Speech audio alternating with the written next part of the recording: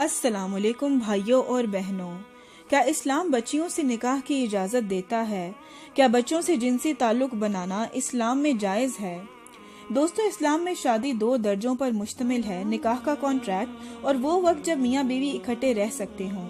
کبھی کبھی ان دونوں درجوں میں کوئی فاصلہ نہیں ہوتا اور کبھی کبھار ایک لمبا فاصلہ نکاح اور رخصتی میں رکھا جاتا ہے۔ یہ جوڑے کے حالات کے مطابق ہوتا ہے۔ دوسرا یہ کہ اسلام تمام وقتوں اور تمام جہانوں کا مذہب ہے۔ اسلام کے قانون سماجی اور ثقافتی تبدیلیوں کے ساتھ تبدیل نہیں ہوتے، ورنہ اگر ہزاروں نہیں تو ایک قانون کے 100 مختلف چہرے ہوتے۔ اسی لیے اسلام نے ایک ایسا معیار قائم کیا ہے جو یکساں طور پر ہر وقت اور ہر جگہ پہ استعمال ہو سکے۔ اسلام میں نکاح کا ایک ایسا دستور مرتب کیا گیا ہے جو تمام معاشروں میں کام دے گا۔ اس کے چند اصول ہیں۔ نمبر 1، جنسی تعلقات کی کم سے کم فطری عمر بلوغت ہے۔ اس عمر میں مرد اور عورت اپنے اعمال کے ذمہ دار ہوتے ہیں اور اجازت بھی دے سکتے ہیں۔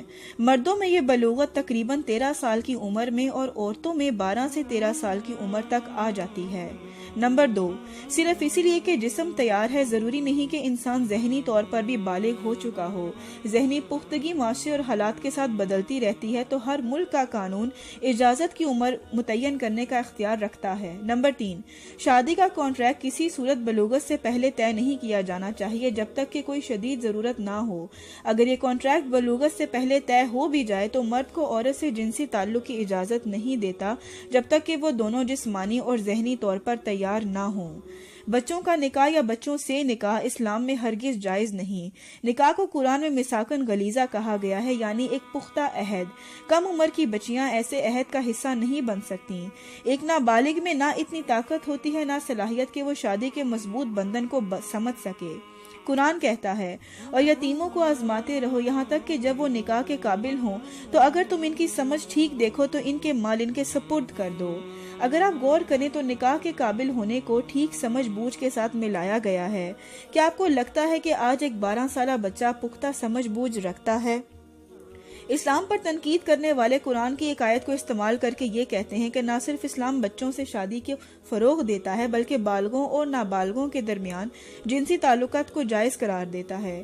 یہاں تک کہ کچھ ضدی اور کم علم مسلمان صرف مغربی کلچر کو للکارنے کے لیے بڑی بے شرمی سے بچوں کے نکاح کی وکالت کرتے ہیں، یہ جانتے ہوئے کہ اس کے کئی نقصانات ہیں۔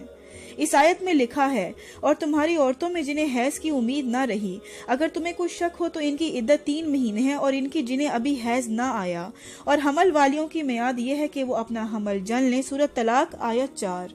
اللہ تعالیٰ قرآن میں طلاق یافتہ عورتوں کو دوبارہ نکاح سے پہلے عدت گزارنے کا حکم دیتے ہیں۔ یہ عدت کا وقت 3 مہینے کا ہے۔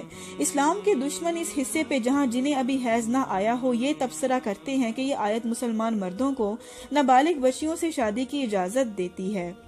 یہاں عربی زبان کا لفظ لم یحدنا استعمال ہوا ہے، بچوں کے لیے نہیں بلکہ ان عورتوں کے لیے جنہیں حیض یا ماہواری نہ آتی ہو۔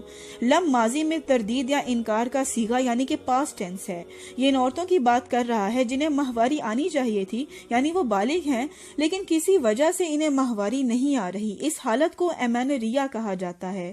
پروفیسر ایلن فرانسس لکھتے ہیں، ایمینوریا کی 3 بڑی اقسام پہچانی گئی ہیں۔ اگر کسی عورت میں 16 سال کی عمر تک ماہواری شروع نہ ہو، اسے پرائمری ایمینوریا کہتے ہیں۔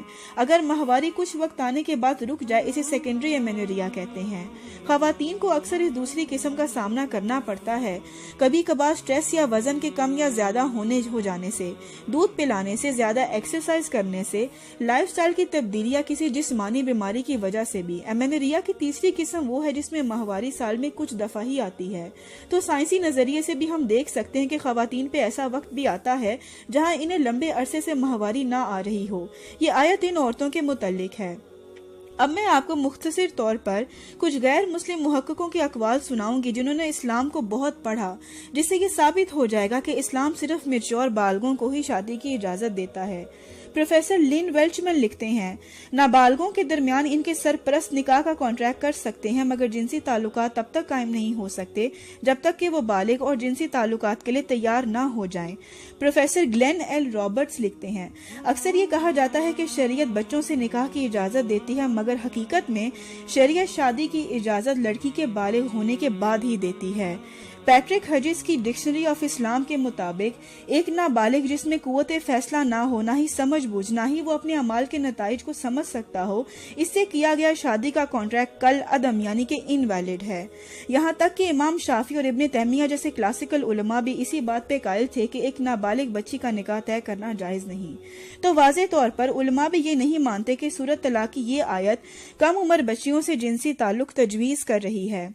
آخر میں یہ کہوں گی کہ مجھے پتا ہے کہ مسلمانوں کی کچھ ایسی لکھائیاں موجود ہیں جہاں مردوں کو نابالغ بچیوں سے شادی کی اجازت دی گئی ہے، لیکن ہمارا یہ سمجھنا ضروری ہے کہ یہ لکھا انسانوں کا ہے اور انہیں قرآن سے اعلیٰ نہیں سمجھا جا سکتا، کیونکہ قرآن کہیں بھی بچوں سے سیکس کی اجازت نہیں دیتا۔ ہمارا یہ جاننا بھی ضروری ہے کہ قرآن کے قوانین احادیث سے بھی اعلیٰ اور برتر ہیں۔